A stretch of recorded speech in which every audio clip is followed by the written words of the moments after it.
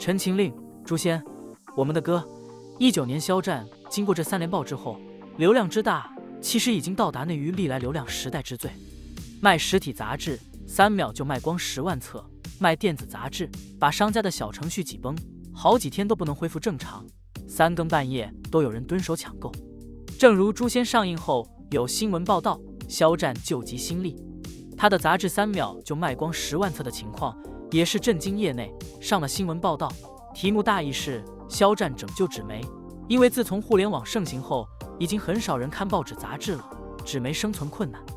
肖战的商务价值也是井喷式爆发，他代言的商品基本是秒杀的状态，开始还不时有到现场给代言商家站台，举办粉丝能见到真人的活动。但后来有一次，某个商务活动的消息一传开，周边的粉丝蜂拥而至，把道路堵得水泄不通，把举办方吓怕了，担心人太多会发生踩踏事件，临时叫停了活动。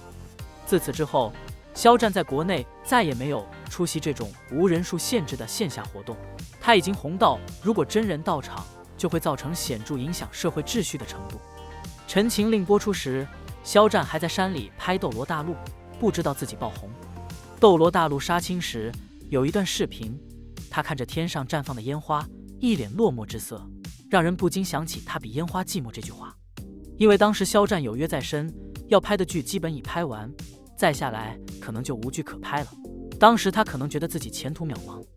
没想到等肖战从山上下来，看到了大量粉丝迎接他，这才知道陈情令爆了。那时肖战已经在跟龙丹妮打官司，想要解除合约，因为龙丹妮一再的阻挠他，从综艺到商务，北唐墨染即使让他小红了一把，也因为遭到龙丹妮的半雪藏而没有后续的发展，让肖战觉得即使自己在拍戏上能红，也会被龙丹妮卡着脖子。江湖传闻，肖战曾跟龙丹妮吵到拍桌子，但后来他红了之后的一次采访，被问到如果与人生气会不会吵架拍桌子，他说不会，他只会不再理睬对方。不知道这是不是在澄清那个江湖传闻。大部分粉丝倒是很乐于相信这个传闻是真的，觉得他这样很辣。但以肖战的性格，应该不会与人撕破脸。一开始他试图不脱离经纪公司，而是建自己的工作室，独立运作，以便在事实上摆脱龙丹妮的控制，形式上保留着还在公司里的状态。但龙丹妮连这个也不能容忍，肖战先后注册了2家工作室，都被龙丹妮强行注销。终于肖战走上申请劳动仲裁的法律途径，要求与龙丹妮的公司解约。龙丹妮最初是从湖南卫视的天娱公司跳出来单干的嘛，以往天娱公司与艺人签的合约一般是为期10年，所以这是提前解约。肖战16年出道，当时签约的话应该要到26年才期满，但就在还打着官司的过程中，陈情令爆了。据说那合约的违约金高达7000万，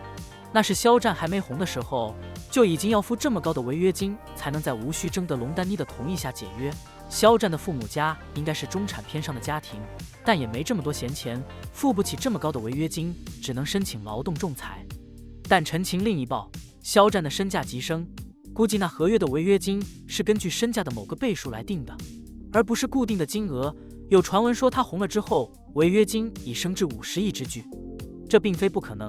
因为在此之前，有一个男明星想与龙丹妮原所属的天娱公司解约，违约金就高达227亿。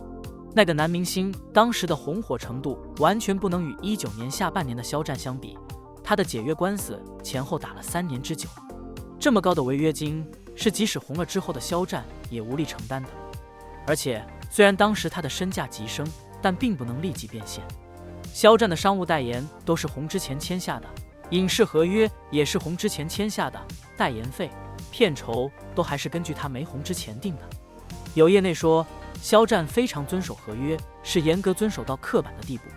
有商务代言，根据以往的惯例，签下的艺人如果在代言期间爆红，身价涨了，会主动询问对方要上调多少代言费。肖战却没有坐地起价，还是按着原来签下的代言费。肖战是不贪心的，聪明的，他有这样的契约精神，反映着他着眼于长远利益。这一轮的代言是红之前签的，所以收入都不高，但这一轮结束后，下一轮就能按红了之后的身价来签了，迟早能赚到钱的，不必急于一时，显得急吼吼的。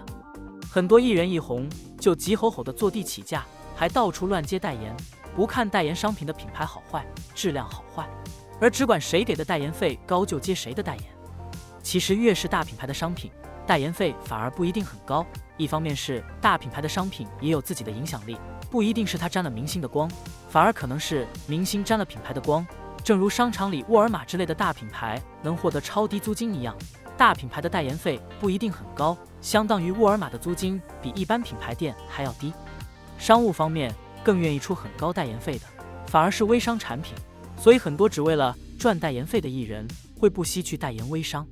但肖战选的都是大品牌，哪怕是他靠北唐漠然小红后接到的代言都不差的。另一方面是大品牌的商品也追求稳定，按既有规定来定价的体系，不会随意为了一个当红明星而大幅加价。而很多艺人之所以一红起来就乱接代言坐地起价，除了可能是人品问题之外，其实也很可能有一个客观的原因，就是认为自己红不了多长时间，要赶紧能捞多少就捞多少，过期不候。说白了就是对自己并没有长红的信心。肖战却是说出不想做昙花一现的人，要创造非我不可的价值的人，跟很多艺人完全就不是走在一条道上。他当时可能也预想不到自己会红那么久，看他在19年下半年的采访就知道，他当时其实是害怕的，担心这是虚火。刚了解227的人很容易对肖战有一个误解，以为肖战跟很多突然爆红的人一样，可能被一时的红火弄晕了头，人飘了，所以行事不够谨慎，才招来那样的大祸，这也可以理解。但只要深入调查就会发现，根本没这样的事。肖战清醒得很，红了之后一直是谨小慎微，甚至是战战兢兢，如履薄冰，甚至影响到粉圈也是这种卑微的态度。看到有人大夸特夸，都是不要捧杀那样的回应，一点都不嚣张跋扈。但就是这样，你再小心再谦虚，客观上动了别人的奶酪，人家就是要弄死你，跟你的态度是否良好是没有半毛钱关系的。所以20年之后，肖战的态度也变了，再也不卑微了。谦虚还是谦虚的，但已经不会是谦虚到卑微的程度，因为知道态度再好，人家也不会放过你。经过20年从地狱杀回来，也有了你弄不死我，我不怕你的底气。肖战不是法盲，他跟龙丹妮解约一定是做好了赔偿违约金的准备，但肖战这一红，违约金涨得比收入更快，更加付不起违约金了。龙丹妮也看出，靠他的人力再也阻止不了肖战成功，肖战根本不需要他的帮助，而他的阻挠也不会再起作用。于是双方各退一步，肖战撤销劳动仲裁，龙丹妮则允许他建立自己的工作室。就是在这样的背景下，19年肖战出道纪念日的第2天，成立了肖战工作室。这次终于不会再被龙丹妮强行关闭了。以此为分界线，龙丹妮与肖战的从属关系其实是名存实亡了。肖战的微博 ID 还是要保留着所属男团的名称作为前缀，但实际上龙丹妮已经完全不管他，一切事务是由肖战自己决定的。据说还是要分钱给龙丹妮，37分，所有收入的30%归肖战，7%归龙丹妮。肖战和龙丹妮打官司之前关注了上海留学，令人怀疑他想打完与龙丹妮的官司后就退圈出国读书。后来他取关了上海留学，这是当时还上了热搜，大家都松了一口气，终于不用担心肖战会跑路了。后来有一个梗，别家明星是担心粉丝跑路，肖战粉丝是担心肖战跑路，因为都觉得娱乐圈太肮脏太黑暗了，跟肖战的为人简直就是格格不入，好担心有一天他会厌倦了娱乐圈这个垃圾场就跑了。20年后不久，有一次他在一个代言商品的发布会上做完了插花的事情后，主持人夸他做得好，他笑着调侃了一句，可以转行了。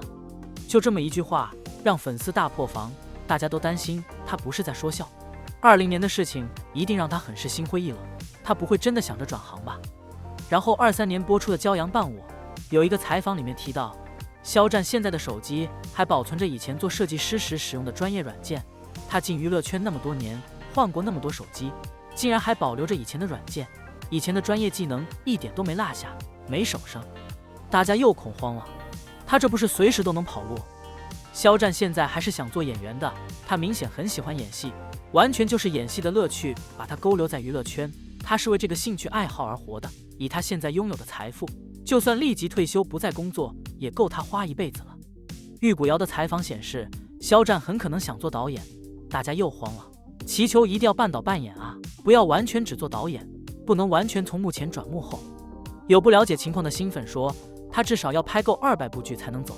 这样每年看4部，够我们看50年。老粉说，你们想的真美。